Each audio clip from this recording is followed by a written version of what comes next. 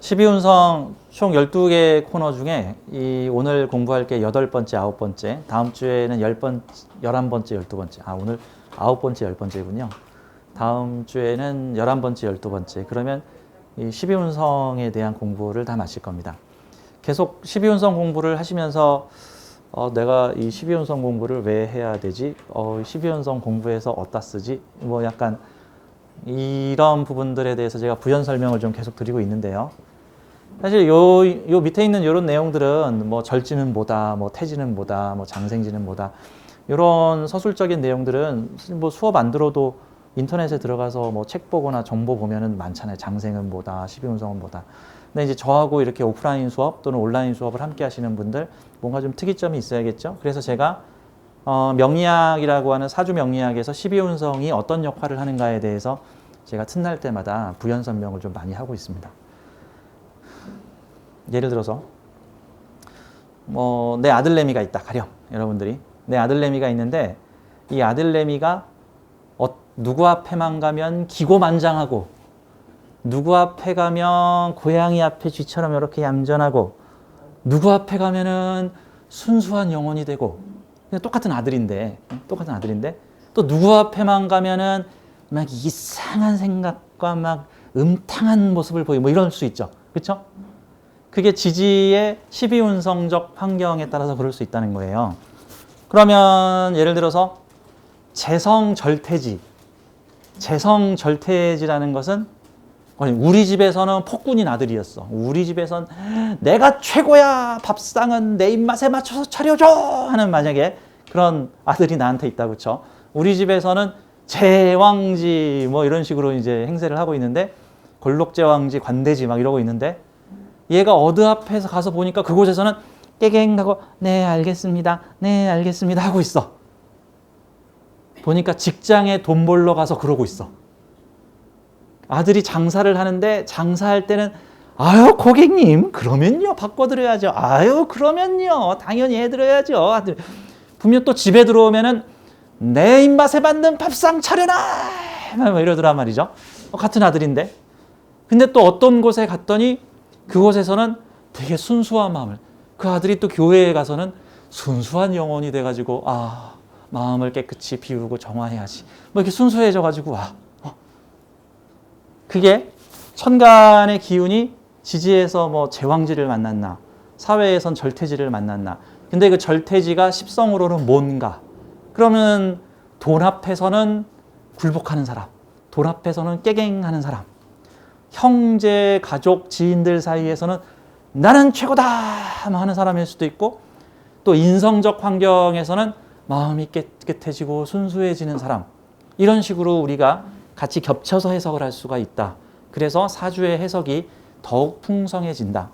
1차원적으로는 일간이 지지의 4개의 환경에서 어떻게 변하는가 그 다음에 시대적 환경을 나타내는 대운에서 어떻게 변하는가 시대적 환경 중에서도 올해의 환경에서는 어떤 영향소를 미치는가 하는 요소로 볼 수가 있겠죠. 가령 평상시에 집에서 내가 최고야 하는 사람이 있었는데 그 사람이 우운에서 절퇴지를 만났어. 그러면 조금 겸손해질 수도 있겠죠. 조금 겸손해.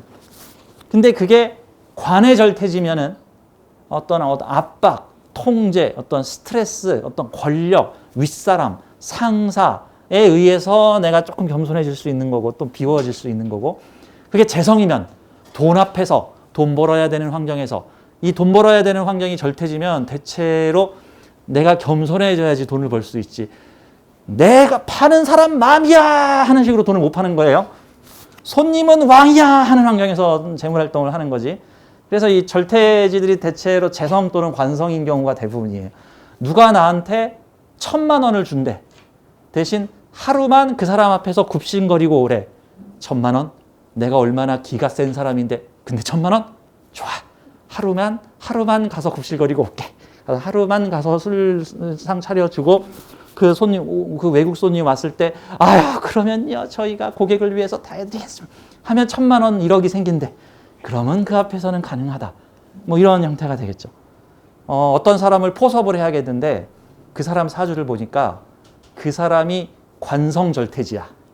그러면 권력을 가지고 와서 저 사람을 굴복시키면 되겠구나. 그 사람이 재성절퇴지야. 그러면 돈으로 저 사람을 굴복시킬 수 있겠구나. 뭐 이런 느낌으로도 만들 수 있다. 근데 예를 들어서 재성 제왕지야. 그러면 안 되죠. 재성 가지고 안 되죠. 특이하게도 간목일주가 진토를 만나면 재성 쇠지 뭐 이런 형태를 만나는데 축토를 만나면 재성 관대지 이런 경우는 저 사람을 굴복시켜야겠다. 저 사람을 겸손하게 만들어야겠다. 그런 형태는 아닌 거예요. 자, 12운성적 기운에서 이제 오늘은 절지와 태지, 지금 이 시간에서는 그 중에서도 절지에 대해서 집중적으로 얘기하겠습니다. 12운성 공부할 때 원래 12운성을요 짧게 말하면은 절태법 또는 12운성 포태법, 옛날에는 주로 포태법이라고 표현을 했는데 이 포태법의 포자하고 절자가 같은 글자입니다. 발음만 다를 뿐, 마치 금하고 김이 발음만 다를 뿐 같은 뜻인 것처럼 12운성의 12개 기운 중에서도 왜 해필은 절지와 태지를 대표 상품으로 하여 절태법, 포태법이라고 이름을 지었냐 하면은 절지와 태지, 특히 절지가 너무 강렬해서 12운성의 12개 클래스 중에서 가장 강렬하여 그래서 이름이 절지, 태지를 대표 상품으로 하여 절태법, 포태법이라고 얘기를 한 거예요. 한마디로 말해서 12운성에서 제일 무서운 게 절지더라. 누구는 그럼 사지는요? 글쎄, 사지는 죽는 척이라면 절지는 죽은 거야. 사지는 죽는 신용, 묘지는 가서 죽은 척하고 얌전히 있기, 절지는 끊어진 거야. 완전히 죽인 거야. 완전히 죽인 거. 내 컴퓨터가 슬슬 성능이 떨어져가고 내 컴퓨터에 풍부한 자료, 이게 제 휴대폰이 어디 갔냐? 제 휴대폰이 지금 삼요절지 휴대폰인데 제 휴대폰에는 수만 명의 사주명식이 들어있어요. 그럼 어떤 폰이야? 내 휴대폰은 엄청 똑똑한 폰이죠. 수많은 산전수전을 나와 함께 겪어온 내 이게 휴대폰이라고 쳐요. 휴대폰 지금 저쪽에 놓고 왔는데 내 휴대폰에는 수만 명의 사주명식과 그 사주명식을 디테일하게 분류해 놓은 나의 수많은 세월의 자료가 내 휴대폰에 들어있어. 그래서 제가 지금 휴대폰을 못 바꿔요. 그 자료 옮기기가 쉽지가 않아가지고 블루투스 기능이 마비돼서 자료가 안 옮겨져요. 그래서 제가 제 휴대폰을 쓰고 있는데 제 스마트폰에 그럼 엄청 똑똑하고 노련하고 정말 백년 묵은 여우 같은 지혜와 지식을 가지고 있는 휴대폰이야. 근데 제 휴대폰이 수시로 다운되고 수시로 속도가 느려지고 수시로 버벅대고 뭐 좀 시키면 버퍼링 10초 뭐 이러고 걸려. 인터넷 잘 안 됨. 이게 뭐야? 맛이 간 거잖아. 바꿀 때가 됐죠? 그러면 제 휴대폰은 사지 지금 병사지 구간을 가고 있네요. 병지는 이미 지난 것 같고 이미 사진 것 같아. 사람들이 제 휴대폰을 보면 아니 그 휴대폰 모델이 아직도 써요? 뭐 이런단 말이죠. 제 휴대폰을 좀 오래 쓰다 보니까. 그러면 제가 휴대폰을 바꿔야 돼 언젠가는. 언제 바꿀까? 완전히 다운돼서 다시 안 켜질 때. 그러면 사망하셨습니다. 지금은 현재 인묘지 내지는 사지 구간의 휴대폰이에요. 작동은 돼. 죽은 것처럼 작동돼. 죽은 것처럼. 이게 산 거야, 죽은 거야. 근데 어쨌건 답이 나오니까 이걸로 전화도 받고 이걸로 명식도 풀어내고 있는 형태인데 속도는 상당히 느리고 수시로 버벅대고 요즘에 슬슬 다운되는 현상까지 나타나고 있어. 휴대폰이 치는데 퍽 다운돼. 이게 뭐죠? 이제 절지 구간에 간 거야. 절지 구간에 갔어. 종종 끊어져. 그러면 얘는 좀 있으면 이제 퍽 꺼졌는데 안 켜질 수도 있어. 그럼 이제 절처봉생인데. 그럼 어떻게 되죠? 이제 새 폰을 가지고 와서 며칠에 걸쳐서 옛날 폰에 있는 자료들을 전문가를 동원해서 블루투스도 안 되고 와이파이도 안 되니까 제 폰은 블루투스도 안 되고 와이파이도 안 돼요. 제 폰은 오로지. 그 메모리도 안 빠져. 그러니까 아마 돈이 많이 들 거야. 그 폰에 있는 데이터를 새로운 폰으로 옮기려면 전문가 불러다 해야 될 거야. 그런 과정을 거치면은 다시 새로 태어나겠죠. 그런데 그 기간이 오래 걸리다 보니까 제가 지금 계속 미루고 있는 아직도 노인 학대를 하고 있는 중입니다. 제 폰은.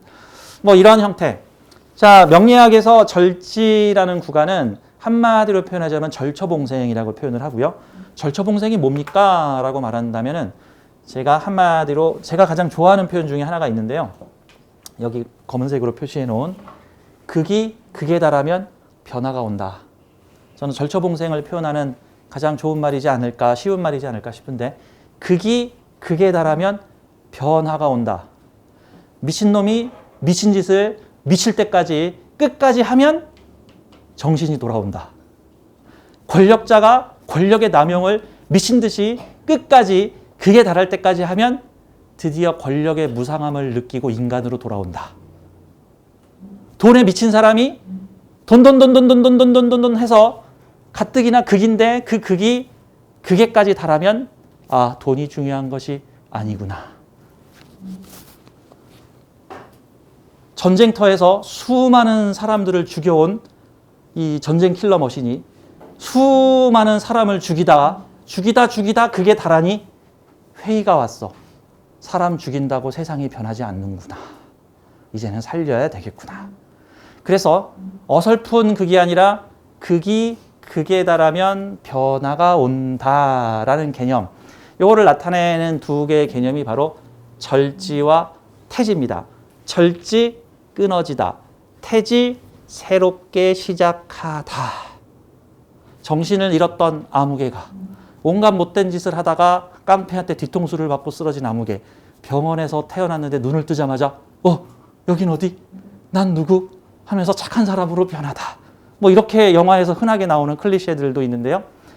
자, 극이 극에 달하면 변화가 온다 라고 하는 모습. 그래서 이런 말도 있죠. 극단은 통한다. 극과 극은 통한다.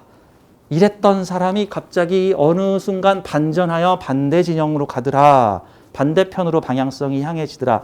라고 하는 구간들이 사주에서 절지입니다. 그렇다면 내 사주 원국에 지지에 절지가 있다면 연지냐 월지냐 일지냐 시지에 따라서 그 구간에서 절지의 과정을 한번 거치겠구나 정도로 볼 수 있습니다. 절지?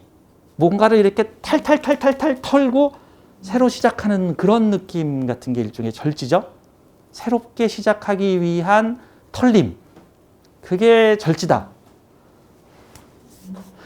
어릴 적에 수두를 앓으신 분들 많으실 텐데 이제 어릴 적에 수두를 앓았는데 온몸에 막 반점이 막 나죠.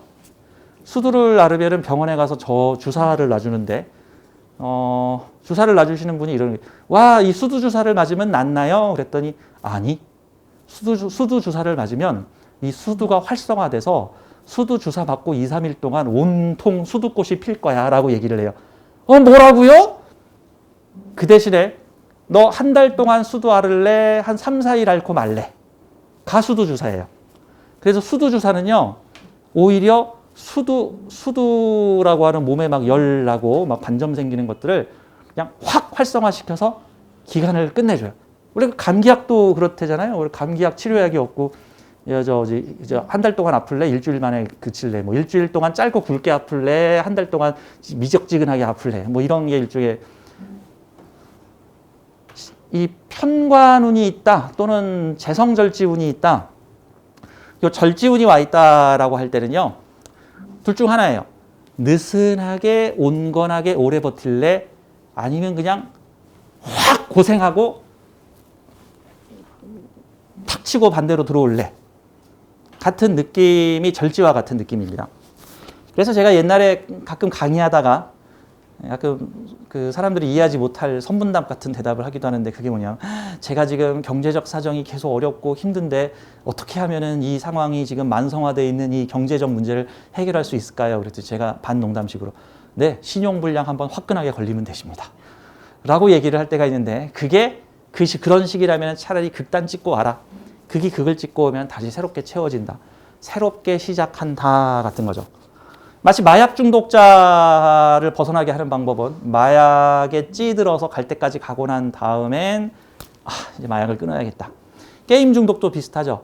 게임을 어설프게 하다가 말다가 그럼 계속 머릿속에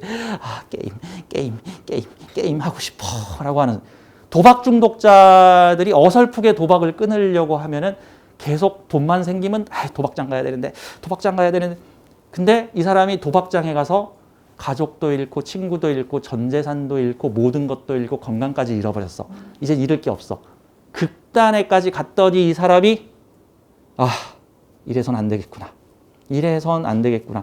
해서 다시 반전의 에너지로 다 탈탈 털고 미련과 집착을 버리고 다시 돌아오는 것. 그것이 뭐 도박일 수도 있고 뭐 마약일 수도 있고 범죄일 수도 있고 돈일 수도 있고 권력일 수도 있고 명예일 수도 있고 인기일 수도 있고 사랑일 수도 있고 그러한 모든 것들이 극단으로 가서 다시 반대로 치고 들어오는 것. 이게 절지의 역할이다. 사주 원국에 있으면은 그 원국에 있는 자리에 따라서 청년기, 뭐 월지에 있으면 청년기, 뭐 일지에 있으면 중년기, 시주에 있으면 중장년기, 장년기, 뭐 이런 형태를 경험해 볼 수 있다라고 볼 수 있는 모습입니다. 절지에 대해서 공부를 하겠습니다. 12운성 절태지, 절처봉생과 새로운 출발이다. 절처봉생, 극기 극에 달하면 새로운 변화가 온다. 같은 건데요. 운에서는 12년 주기로 한 번씩 돌아옵니다. 지지에서 사묘절태양 이런 식으로 가죠. 그러니까 병사묘절태양 구간은 비우고 순수해져서 새롭게 채우기. 다시 전성기를 누린 다음에 또다시 비우고 다시 채우기 같은 느낌이라고 볼 수 있어요. 그게 순환을 돈다. 근데 어떤 사람은 뭐 요렇게 갔다 요 정도 갔다가 요 정도 범위로 오락가락하는 사람도 있고 어떤 사람은 그 변화의 폭이 바닥까지 갔다가 위까지 올라갔다가 바닥까지 갔다가 큰 폭으로 움직이는 사람들도 있다 정도로 보시면 되는 거예요. 변화가 강한 인생하고 변화가 작은 인생하고 어떤 차이가 있을까요? 가끔 그 음식을 먹을 때 이런 분들 계세요. 그 젊은 분들 중에서 아주 자극적이고 짜릿한 맛을 찾으러 다니시는 자극을 추구하고 그래서 야 가장 매운 닭발 어딨냐? 가장 매운 음식 먹어보자. 야 거기가 별 5개인데 그거를 5분 이상 먹을 수 있으면 선물을 준대. 그래 가서 도전해보자. 이런 분들 있어요. 보통은 그런 가장 자극적인 음식을 먹을 때는 매운 불닭발을 먹으면서 옆에 계란찜이나 옆에 쿨피스를 먹습니다. 그게 바로 극단의 반대 에너지를 같이 두고 마치 뜨거운 음식을 한 모금 먹은 다음에 뜨거워 냉수 시키고 다시 뜨거운 국물을 마신 다음에 다시 차가운 얼음물 냉수를 먹으면서 극단과 극단을 통해서 조절을 하고 있는 거. 근데 애정관계에서도 그런 분들이 있어요.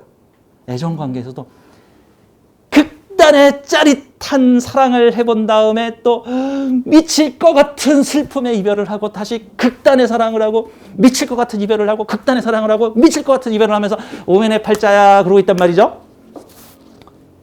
그게 꼭 매운 음식 먹으면서 쿨피스 빨리 쿨피스 뭐 쿨피스가 제때 안 오면 이제 큰일 나죠 이제 뭐 그런 느낌. 극단의 사랑을 했기 때문에 이별이 극단적으로 아픈 거예요. 그럼 그냥 노멀한 사랑을 하면 헤어져도 별로 안 슬퍼. 그렇죠? 매운 닭발을 안 먹었으면은 굳이 물을 벌컥벌컥 마시거나 그 달짝지근한 쿨피스는 그래서 한 모금 이상 먹기 힘들죠. 너무 달아서. 그 달기만 한 쿨피스를 먹기는 어렵죠. 하지만 또 장단점은 있죠. 쿨피스를 한 3잔 정도 먹어봐요. 그럼 이제 막 느끼해서 이제 단 거 먹기 싫어지죠. 그럴 때 다시 매운 닭발을 먹으면 다시 쿨피스가 땡기죠. 또 쿨피스를 한참 마시고 나면 다시 매운 닭발이 땡기죠. 이게 이쪽으로 놀다가 이쪽으로 놀다가 이쪽으로 놀다가 이쪽으로 놀다가 그러면 사주의 거리가 먼 자극적 에너지들이 지지해서 간격을 벌리고 있을 때 주로 충에너지 같은 거 많을 때죠. 뭐 월지는 봄인데 일지는 가을 그러다가 시지는 다시 봄 그러면 쿨피스 마셨다가 매운 닭발 먹었다가 쿨피스 마셨다가 삶에서 갭이 성공할 때는 팍 성공했다가 실패할 때는 아주 그냥 바닥까지 찍었다가 또 팍 성공했다가 팍 바닥까지 찍었다가 그럴 수도 있다. 그러면 사주에 걸록 제왕지가 있으면서 절태지가 있으면은 팍 전성기를 누렸다가 또 팍 모든 것을 비우고 겸손해졌다가 또 전성기를 누렸다가 재밌겠죠. 너무 재밌겠다. 여기가 만약에 영혼학교라고 생각을 해봐. 영혼학교. 여기가 지금 영혼학교인데 여러분들이 이제 환생을 앞둔 영혼들이에요. 제가 이제 영혼학교 교사야. 자, 여러분들의 인생은 여러분들이 직접 계획서를 써서 우리한테 제출을 해주시면 저희 영혼심의위원회에서 대략 그 분류를 한 다음에 승인을 해주면 여러분이 원하는 그러한 삶을 살게 되실 겁니다. 여러분이 손을 탁 들면서 선생님 어떻게 하면 재밌고 짜릿하게 살아볼 수 있어요? 여기다가 걸록지 쓰고 그 옆에 절퇴지 쓰고 다시 걸록지 쓰고 절퇴지 써. 그러면 인생이 롤러코스터를 탈 거야. 롤러코스터를. 두 개를 같이 써먹을 수 있나요? 써먹을 수 있어. 사회궁에서는 걸록지, 개인궁에서는 절퇴지. 그러면 그러면 집에서는 큰 소리, 사회 나가서는 깨갱. 집에서는 큰 소리, 사회 나와서는 깨갱 하는 극단적인 삶을 살 수 있어. 그러면 사회에 나가서 하던 엄청난 스트레스를 집에 가서 밥상 엎기, 접시 던지기, 자식 패기, 마누라 때리기 뭐 이런 방법으로 해소를 할 수 있어. 그러다 보면 마약 중독 치료소에 갈 수도 있고 병원에 갈 수도 있을 거야. 정신병원 같은 곳에. 정말 스릴 있겠지. 정말 재밌을 거야. 짜릿하겠네. 대신 주의사항이 있어. 너의 개별 에고와 자아들이 견디지 못하고 비명을 질러댈 거야. 그러니까 너희의 개별 자아, 너의 개별 의식이 감당할 수 있을 정도 내에서 인생 스토리를 쓰도록 하렴. 이렇게 주의사항을 줬는데도 불구하고 이 에고가 비명을 지를 정도로 미치겠어. 이번 삶 왜 이런 거야. 라고 할 정도로 여러분들이 스펙타클한 인생 프로그램을 적어서 나는 이번에 박진감 넘치는 프로그램에 엄청난 경험치를 얻어가지고 올 거야. 경험치 없다가 멘탈이 나가는 수가 있어요. 사람은 여기 에고라는 게 있어요. 개별 자아, 개체 자아. 지금 나를 나라고 생각하는 개체 자아. 원래는 이 우주의식에 함께 포함되어 있는 의식의 일부인데 우리의 의식의 일부를 분리해가지고 나는 나, 너는 너, 세상은 세상, 나는 나 라고 하는 개별 자아로 만들어서 나를 나라고 인식하는 마음. 이게 인족의 개별 자아죠. 근데 인생 프로그램을 짠 건 개별 자아가 아니야. 개별 자아보다 훨씬 더 의식이 높은 나의 상위의식이 짰단 말이죠. 이 상위의식이 욕심을 좀 많이 내서 이번 삶에서 많은 체험과 경험을 통해서 배움을 얻어가겠다. 일종의 경험치 많이 쌓겠다라고 해버리면은 에고들이 견디지를 못하고 비명을 지르는 경우들이 많습니다. 주로 제 손님들이 다 그렇죠. 에고들이 나 이번 삶 왜 이렇게 힘들어요? 이런 분들이 힘든 과정을 거칠 때 보통 상담을 하러 오시죠. 자, 절퇴지는요. 새로운 출발을 위해서 비워야 되는 환경을 나타내고요. 자, 원국에 있으면 한 20-30년간 정도라고 볼 수 있고 한 구간당 대운이면 한 10여 년 구간이라고 볼 수 있고 세운이면 1년짜리 구간이라고 볼 수가 있습니다. 자, 천간에 있는 기운들이 지지에서 어떤 글자를 만났을 때 절지에 놓이느냐. 절지, 끊어지다. 끊어질 절 그래요. 절교하다, 절단하다, 절단내다 할 때 쓰는 말이 요 절지, 요 절이라는 표현입니다. 끊어내다, 분리하다라고 하는 표현인 거죠. 사지가 절단됐어요. 이게 무서운 말이죠. 이게 거기에 쓰는 절지 같은 표현입니다. 자, 천간 대비 지지의 글자들을 한번 보면은요. 보통은 명리에서 말하는 개두절각, 즉 천간과 지지가 서로 상극을 치고 있는 극관계를 치고 있는 구조에서 요 절지가 많이 나오는데요. 가령 이런 겁니다. 간목이 지지의 신금을 만났을 때 여기 만약에 천간으로 올라오면 경금이겠죠. 그러면 이제 경갑, 극 이런 식으로 이제 받는 구조인데 지지는 절지, 천간은 간목. 이거를 해석을 하게 되면 뭐라고 이 간지를 어떻게 해석을 하면 될까요? 신금의 환경을 살고 있는 간목이라는 뜻이죠. 그러면 가을을 살고 있는 푸른 나무라는 뜻이겠죠. 푸른 나무 입장에서 가을은 어떤 계절입니까? 이제 나 죽어야 되는 자리죠. 이제 내 사명을 다하고 죽어야 되는 그런 자리다라고 볼 수 있고요. 그럼 이 갑신이라는 간지는 어떻게 해석할 수 있을까요? 신금의 현실을 살아가고 있는 간목이다라고 표현할 수 있겠죠. 요거를 좀 이해하기 쉽게 비유를 하면은 이렇게 하면 간목을 로맨티스트. 이 간목의 에너지를 온정이 많은 로맨스적인 에너지라고 보고 요거를 마치 이렇게 끊어내는 숙살이니까 이게 숙살. 그럼 머리는 로맨스인데 몸통은 숙살이네. 그럼 숙살적 환경을 살아가고 있는 로맨티스트 같은 느낌이죠. 그러면 숙살의 환경을 살아가고 있는 로맨티스트 누굴까요? 유대인 포로 수용소에서 매일 유대인들을 죽이고 있는 순정파 인간. 나는 원래 로맨티스트인데 내가 하는 일은 사람들 죽이는 일이야. 꼭 무슨 그 크라잉 프리맨이라고 옛날 애니메이션이 있는데 그 영화로도 많이 만들어진 이 크라잉 프리맨 우는 자유맨 직업이 킬러인데 맨날 사람을 죽이면서 눈물을 빵 그 크라잉 프리맨이 어떤 사람이냐면 로맨티스트야. 따뜻한 마음을 가지고 있는 사람인데 직업이 킬러야. 그래서 하는 일이 사람 죽이는 일이야. 사람 죽이는 일. 근데 사람을 죽일 때마다 늘 눈물을 죽이기 싫어 빵 뭐 그런단 말이에요 이제. 그러다가 어느 날 어떤 예쁜 여자를 죽이라고 명령을 받았는데 탁 가서 탁 죽이려고 봤더니 거기서 각성을 했어. 이 여잔 아주 예쁘고 봐야 돼. 너무 예뻐서 못 죽이겠다. 근데 안 죽이면 보통 조직에서 나를 죽이러 와. 이 자식이 명령을 거부해? 그래서 그 아주 상투적인 옛날 그 첩보 영화의 클리셰인데 뭐 나를 사랑한 스파이 같은. 그래서 자기가 죽이려던 여자를 못 죽이고 같이 도망갑시다.